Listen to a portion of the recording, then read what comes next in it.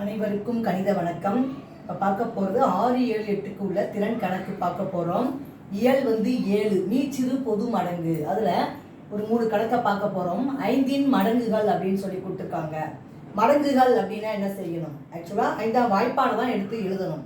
அல்லது எப்படி சொல்லலாம் அப்படின்னா 5 5 கூட்டி கூட்டி போட்டால் அது மடங்குகள் கிடைக்கும்.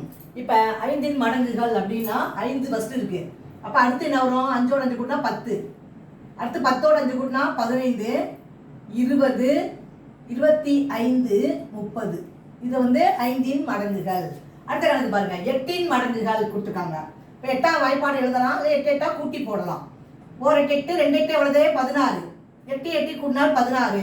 16ஓட 8 கூட்டினால் 24. அடுத்து 24ஓட 8 கூட்டினா என்ன வரும்? 32. 32ஓட 8 கூட்டினால் 40. 40ஓட 8 கூட்டினால் 48. இது 8 மடங்குகள். 16, 24, 32, 40, 48.